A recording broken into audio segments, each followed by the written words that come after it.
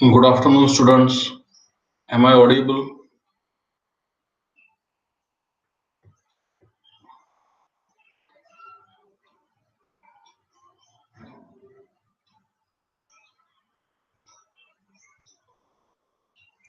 Respond if I am audible to you.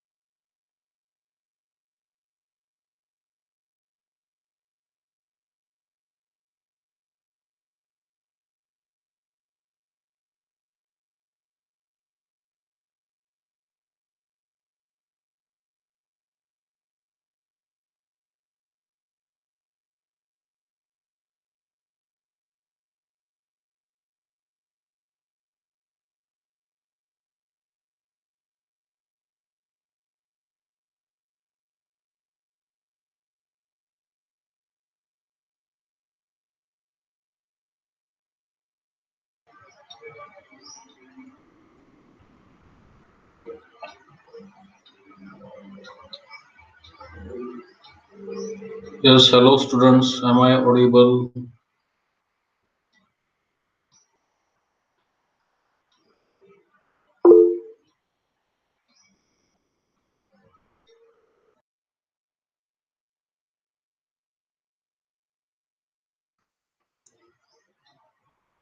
Okay. I have already enabled your attendance. You can mark your attendance.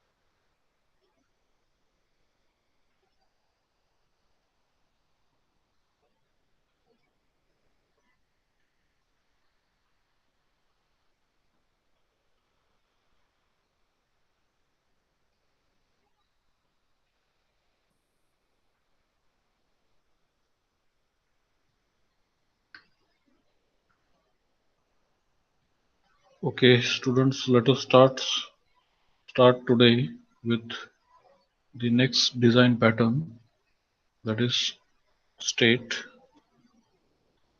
I hope I'm audible to all of you, and the presentation slide is also visible. So in the last class we discussed yesterday the adapter design pattern. Okay, and before that we discussed about the singleton design pattern. Now the third pattern that we shall be discussing in detail, the GOF pattern, gang of four pattern, that we shall be discussing in detail is the state pattern. The intent of this particular pattern is to allow an object to alter its behavior when its internal state changes. So the object will appear to uh, change its change its class. Okay. So it happens in case of the active object that the object changes its states, and the object uh, whereas will be such that uh, as its state changes, then it will appear that that particular object is going to belong to some different class. Okay, so this is how is this particular state design pattern is being proposed. This particular uh, pattern is also known as objects for the states. So this is how it can be recognized, or it can be simply recognized as the state.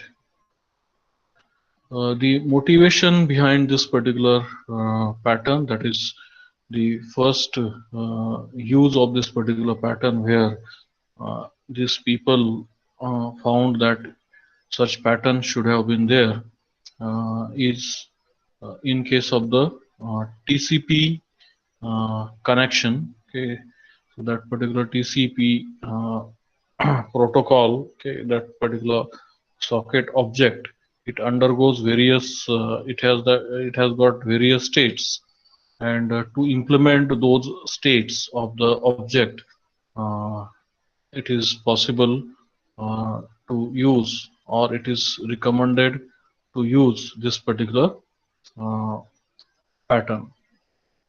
So all of you are aware about the TCP protocol, okay, and the TCP socket, which is required for the purpose of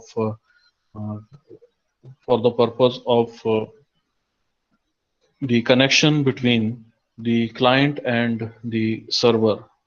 So before actual communication can happen on those TCP sockets, it need to undergo certain procedure, or rather we can say that you need to connect, make the connection. So after the connection is made, then it is possible to further send the messages on that particular connection. Okay, so once the connection is established, then actual sending of the data happens on that particular TCP connection, because you know that TCP is the connection oriented protocol. Okay, so the socket object, so that particular TCP socket which is there on the either side, that is client and server. So that particular object has got different states. So in the beginning, it is, you can say that is established, listening, then closed, and like that. Okay, or in between it will be active or it is in the state of receiving the data and like that. Okay, so we can consider a TCP connection class that represent a network connection.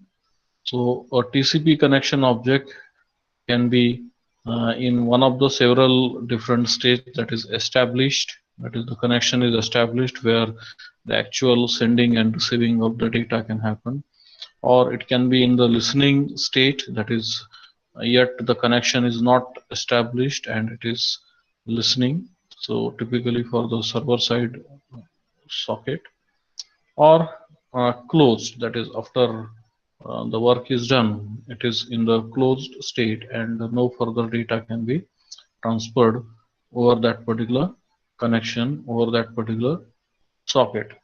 So when a TCP connection object receives a request from the other object, it responds differently depending on its current state. For example, the effect of an open request depends on whether the connection is in its closed state or it is in the established state. The state pattern describes how TCP connection can exhibit different behavior in each state. So the TCP uh, connection object will respond in a different fashion depending on what is its current state. If it is in the listening state, then it will respond to the connection requests only. If it is in the established state, it will respond to the reception of the data, or it will be possible for sending the data even on this particular, to this particular object. Okay, whereas if it is in the closed state, then no transaction can happen over that particular object. Okay, so the key idea in this pattern is to introduce an abstract class called TCP state to represent the states of the network connection. The TCP state class declares an interface common to all classes that represent different operational states. So the subclasses of the TCP state implement the state-specific behavior. For example, the classes TCP established and TCP closed implement behavior particular to the established and closed states of the TCP connection. Okay, so you need to use here the inheritance, and the TCP state class uh, is defined to be an abstract class. I hope you know the abstract class. The abstract class is the class where the methods are of this particular class are not concrete, that is they are not implemented, whereas these particular methods are desired to be implemented by its derived classes. So you cannot create any objects of the abstract class, whereas the derived classes which implement the abstract methods in the abstract class, they will implement it, and it is possible then to have the objects of those particular derived classes. So you need to make use of the inheritance here, okay, to uh, make this particular pattern. Okay, so here you have first of all a class that is TCP connection class. Okay, so the TCP connection class is associated, in fact it aggregates the TCP state class, uh, which is the abstract class. Okay, so this particular TCP state class is the abstract class. If you are able to see the notation, then how to recognize a abstract class from the concrete class is the way that particular class name is written. So if you notice it, then this TCP state is written in italics font. So many of the uh, notations they use this particular form, that is if some class is abstract class, then the name of that particular class is in italics, or explicitly here you can add one constraint for this particular class name in the curly bracket stating that that particular class is abstract class. Okay, but that is another way of specifying that the class is abstract class. Okay, but here this particular class is represented as abstract class by making its name italics. Okay, so if you compare the fonts, then you will see that the TCP state, it is in italics. Okay, whereas the operations of the class are also abstract. uh, there are three different operations with the class: open, close, and acknowledge. So these, all the three operations, they are abstract operations, so they are also shown here in italics. Whereas there are three subclasses of this particular abstract class TCP state, and these particular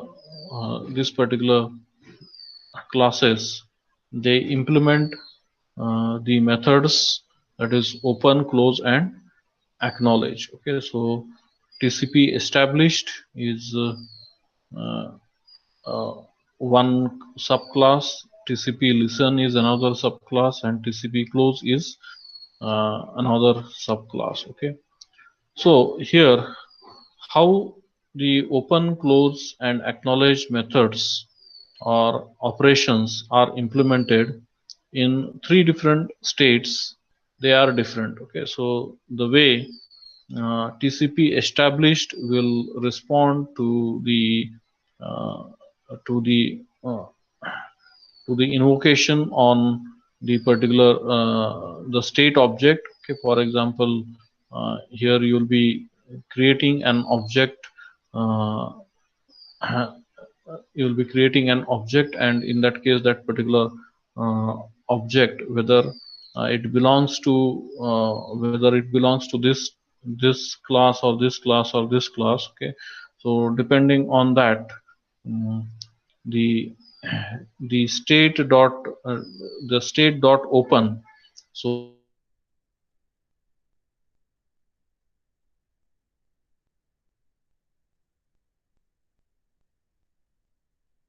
class, then so if the object belongs to this particular class, then different than how it is implemented in TCP, the way it is implemented in the TCP listen class. Okay, so depending on which is the current state of the object, appropriately uh, the methods, the appropriate methods will be executed. Okay, when you call state dot open, so state is supposed to be some uh, object. Okay, or rather than object, it is the reference. It is not actually the object, it is the rather the reference, and that is the reference to this particular class, that is TCP state class. Okay, and and one of this particular method will be executed. So three different possibilities for open are there, and depending on the state of that particular object, uh, the appropriate method will be executed. Okay, so you can see that the behavior of this particular object. Okay, so the statement is same, that is state dot open, but depending on what is the state of that particular object, uh, the open method executed is different. Okay, so it may be open from the TCP established, it may be open from TCP listen, it may be open from TCP closed, depending on what is the state of current state of that particular object. Okay, so this particular state change of state is done by changing this particular reference. Okay, so you can use either the reference of this class or this class or this particular class, that is TCP established class or TCP listen class or TCP closed class. Okay, so which particular reference you use, so that determines which particular open method is called. Okay, so you can see that the behavior of this particular object is different for uh, the is different at different time depending on the state. Okay, so what is the applicability of this particular pattern? Use the state pattern in either of the following case. An object's behavior depends on its state. Okay, so the object is not having the same behavior. Okay, so to some event it is responding in one fashion uh, if it is in one state, while it is going to respond in some other fashion if it is in some other state. So if the object has got state machine, you can say, then you need to use this particular pattern. It must change its behavior at runtime depending on that particular state. Okay, so in such cases you must use this particular state pattern. Then operations have large multiple conditional statements that depend on the object state. So this state is usually represented by one or more enumerated constants. Often several operations will contain this same conditional structure. So the state pattern puts each branch of the conditional in a separate class.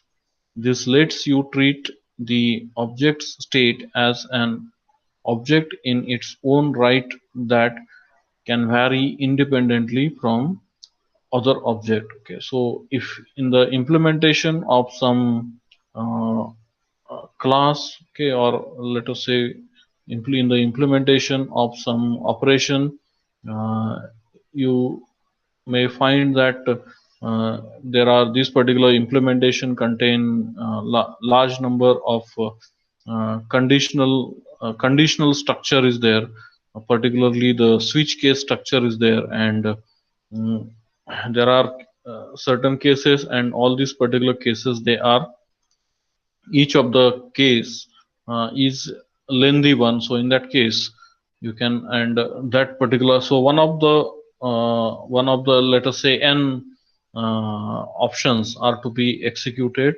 and if you try to implement it into a single operation, so that particular operation will become very complicated operation or large operation, and in that case it is suitable that these particular conditions which corresponds to the different state of that particular object can be implemented using this particular pattern. Okay, so one condition or one case, switch case in that particular operation, one condition corresponds to one state of that particular object. So if there are n number of cases, then we can say that the object is said to have n number of states, and you can go for implementing using this particular pattern instead of having a single pattern. Okay,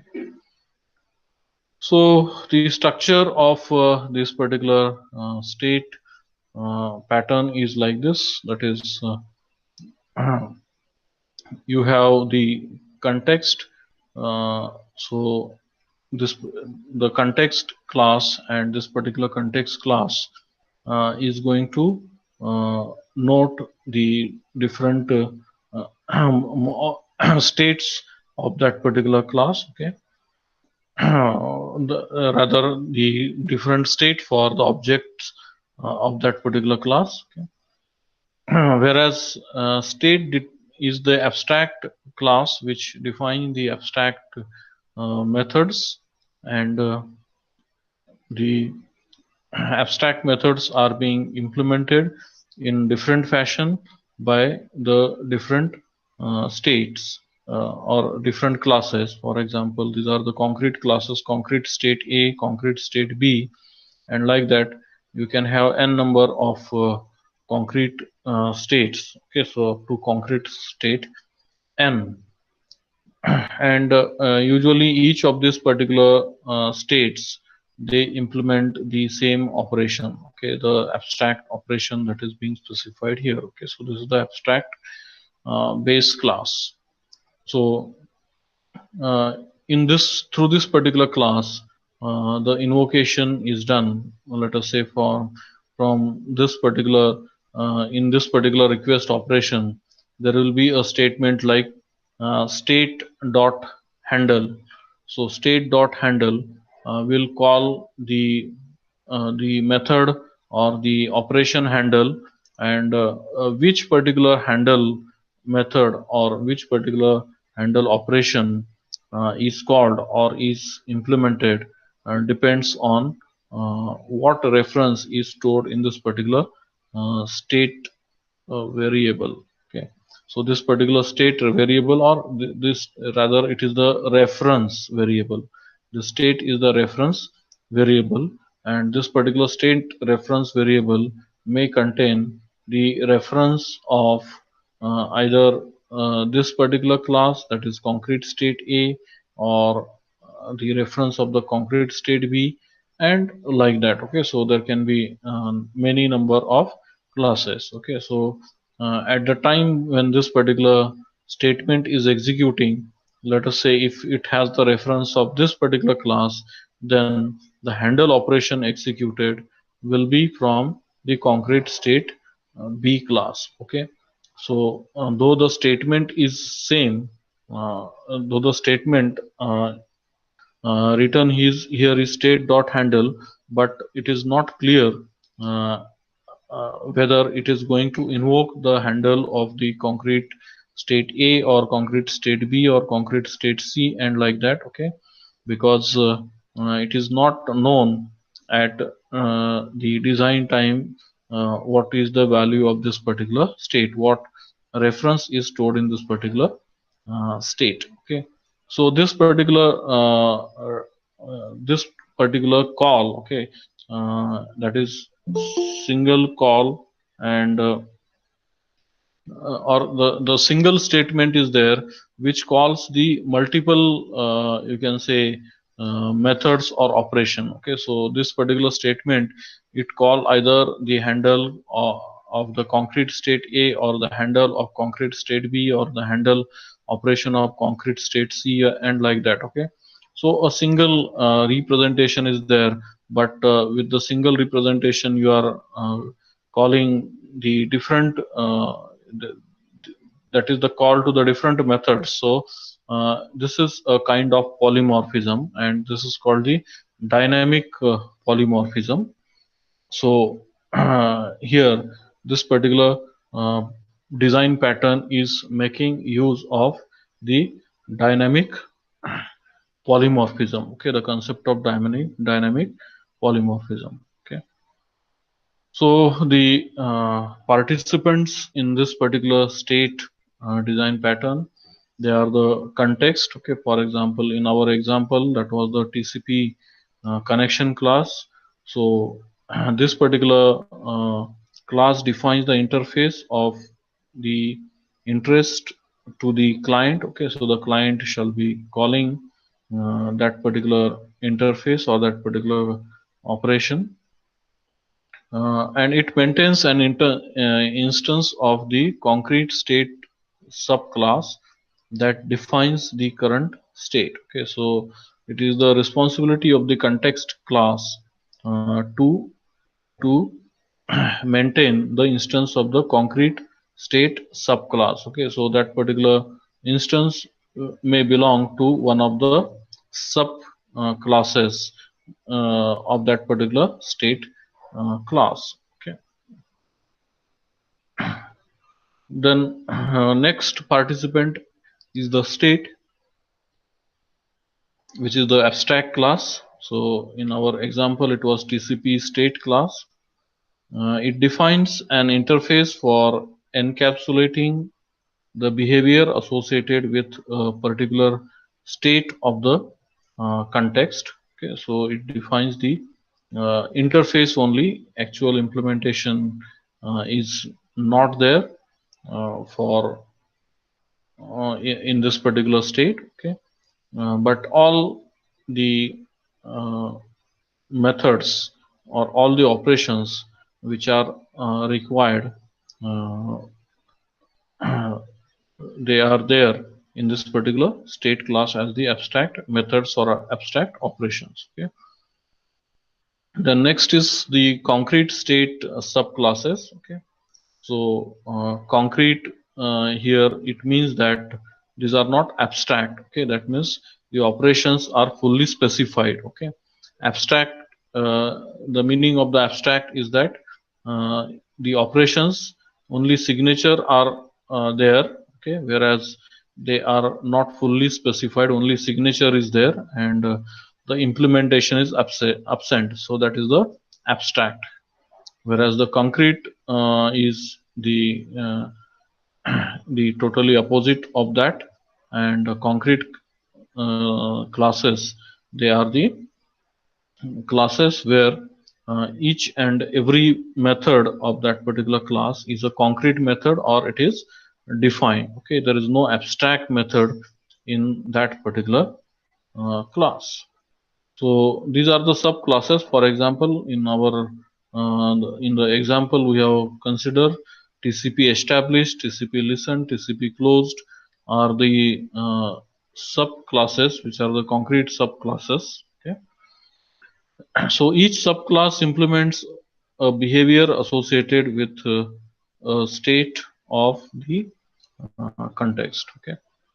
The collaboration between these particular classes. So the context delegates the state specific request to the current concrete state object. Okay. The context may pass itself as an argument to the state object handling the request. This lets the state object access the context if necessary. Context is primarily interface for client. Clients can configure a context with state objects. Once a context is configured, its clients don't have to deal with the state object directly. So that is the advantage with by having this particular context class. Okay, so it is possible that once you have defined the specified the interface, then it is possible that on the other side this particular implementation of the different states may change dynamically, and the client may experience the various addition of the state in such cases. Okay. The either context or the concrete state subclasses can decide which state succeeds another and under what circumstances. Okay, so it is fully defined and determined by the concrete stable subclasses as to how this particular change of the state may occur. Okay. So this is how the collaboration between the classes. Then if you are using this particular classes, then there you need to know the consequences of this particular classes. So in short, we shall see this. The state pattern has the following consequences. It localizes state specific behavior and partitions behavior for different states. Okay, so the state pattern puts all behavior associated with a particular state into one object. Because all specific code lives in a state subclass, new states and transitions can be added easily by defining new subclasses. So just now what we have discussed, that you can add the new subclasses, and like that you can go for new substates. Okay, so uh, so if you are using this particular uh, design pattern, then your client which is using this particular pattern should be ready for the different behavior states. That is, in the future, if any states are being added, then your client should be ready for those particular state if they are going to be added in the future. Then second consequence is it makes state transitions explicit. Okay, so when an object defines its current state solely in terms of internal data values, its state transitions have no explicit representation. They only show up as assignments to some variables.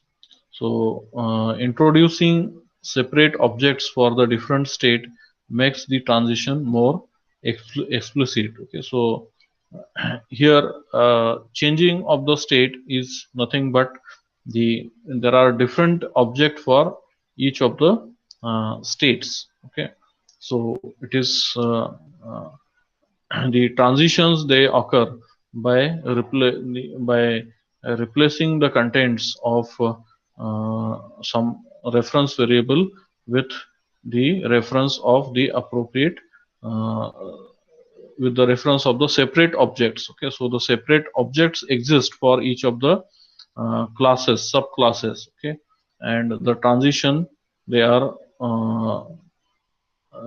transitions occur when the contents of that particular reference variable changes. Okay, so this particular transitions, they are more explicit. The state objects can be shared. That is, if state object have no instance variable, that is, the state they represent is encoded entirely in their type, then the context can share a state object. When states are shared in this way, they are essentially flyweights. Okay, that is, this is the another pattern. Okay, so with no intrinsic state, only behavior. Okay, so in such cases, that is, when state objects are shared, that is, no instance variables are there. So in that case, all these operations would be the static operations, and in such cases, no objects or a single object may be present of the state, and all those subclasses, they share a single object. Okay, so the implementation, known implementation for this particular class, or the code for this particular pattern. So the state pattern raises a variety of implementation uses. Okay, so uh, this particular code can be implemented in various languages, object-oriented languages. It may be implemented in C++ programming language even. Okay, so uh, the various implementations, they are based on who defines the state transitions, then a table based alternative, whether which is there in the C++ style, or creating and destroying state objects. So whether uh, every time the state objects are created and destroyed, okay, or using dynamic inheritance. So as we have discussed, whether dynamic inheritance is to be used, all the objects will continue to exist, and only the references are altered. Okay, so different ways may exist for implementation of this. Okay, so the sample code for implementation in C++ for the TCP connection example we shall see here. So the TCP connection class. Okay, so in the beginning we need to define the TCP connection class. Okay, TCP connection class and the TCP state class, they are declared here. Okay, actually this is uh, a long code. We shall run through this particular code. I will just explain in abstract what is there in this code, and you can go through later on. You can go in detail through this particular code. Okay, so the for as per the requirement of that particular TCP connection class, different operations has to be there in this particular class. Okay, for example, TCP connection constructor is there, then the various other operations, they are the active open, passive open, close, send, acknowledge, then synchronize. So these methods are there. Then the process uh, update method is there. So all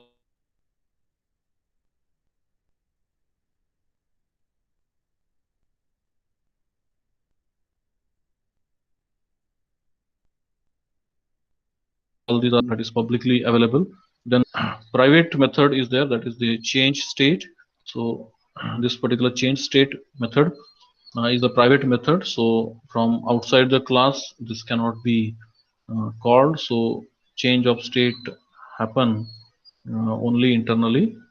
Then there is a the TCP state class is there, another class. So this particular class is specified as the friend of this particular TCP connection class, so that to this particular TCP state class, all the operations are accessible, including this particular private operation. So that is the private part of that particular TCP connection. And another instance variable is there, that is which defines the state of that particular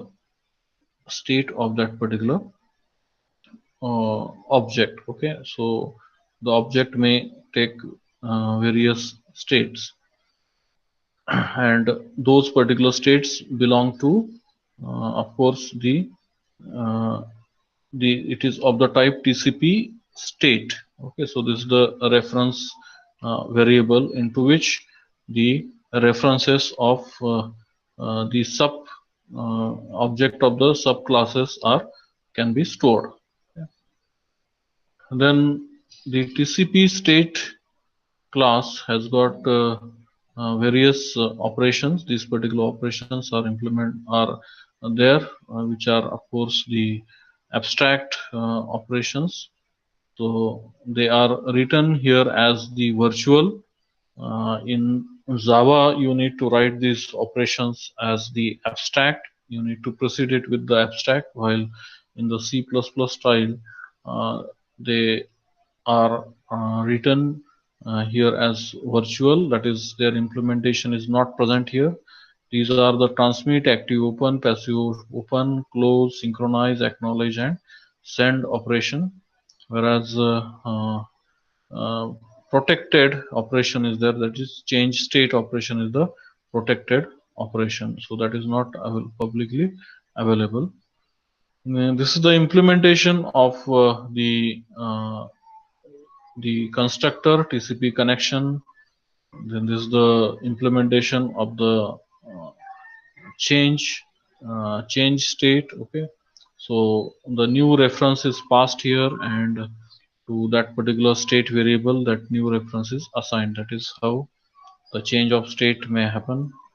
Then this is the implementation of the active open.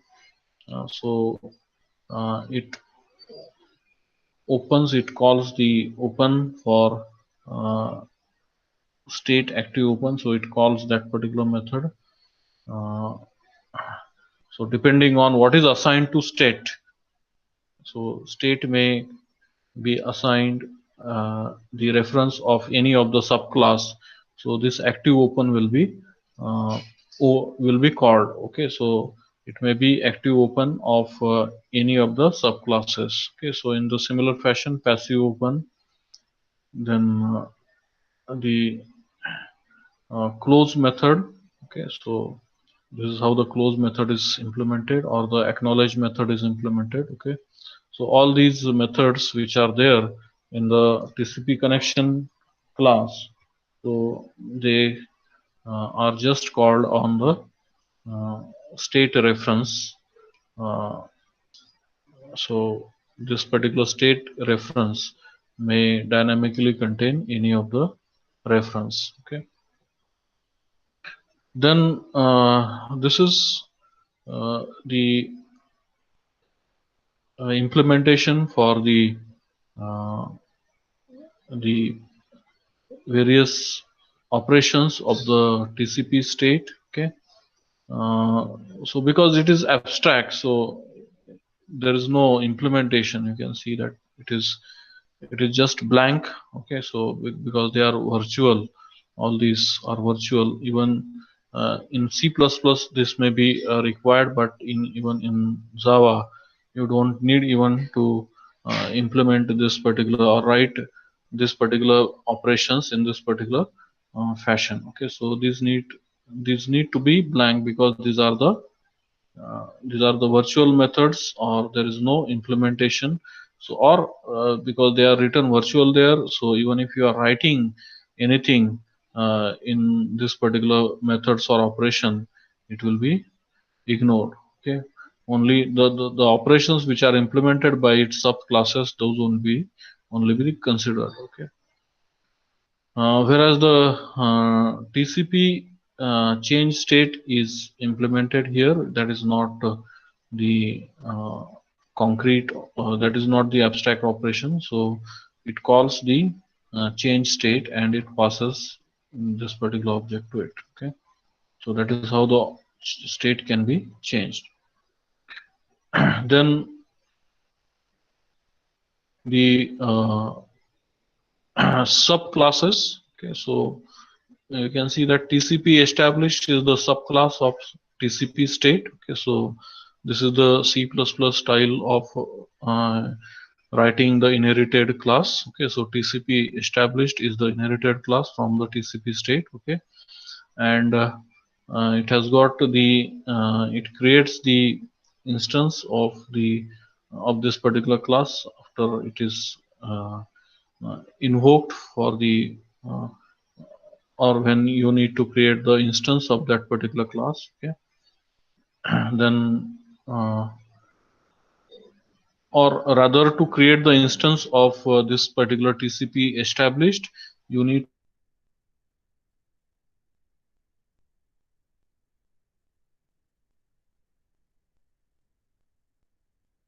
to call methods in whereas the TCP listen, it specifies or it declares the send method. Okay, so TCP close, it declares the active open and passive open. Okay, so these are the declarations for the three different subclasses, and now this is the implementation for the various methods of the subclasses. So this is the implementation for the active open and passive open of the TCP closed. Okay, uh, this one, and this one is the implementation for the method close of the TCP established, and uh, the implementation for the transmit method or operation of the TCP established class. Okay. Whereas this is the implementation for the send operation of the TCP listen class.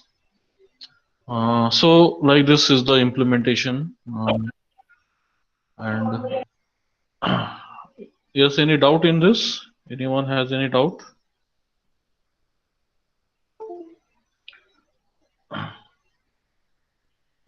So the known uses of this particular class, these are being used in various applications. So TCP connection protocol application is one, whereas the other applications are also there.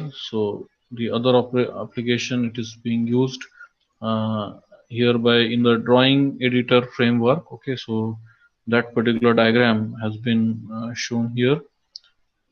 So this particular tool class is the abstract class, whereas creational tool, selection tool, and text tool, these are the different uh, states it may possess. Okay, so you can have the different states for that particular tool. Okay, so you can say that you can have different types of tools, and you can select the appropriate tool.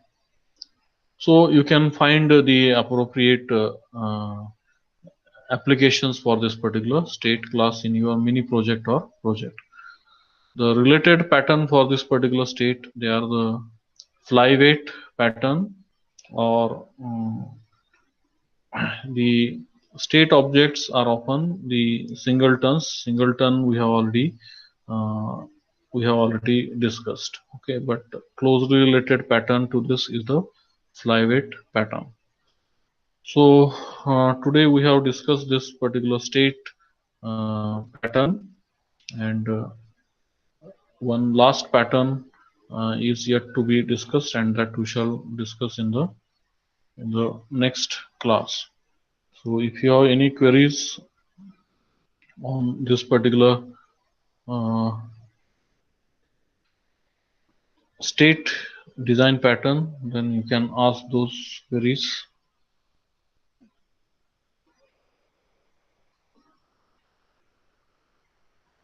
I hope all of you have marked your attendance.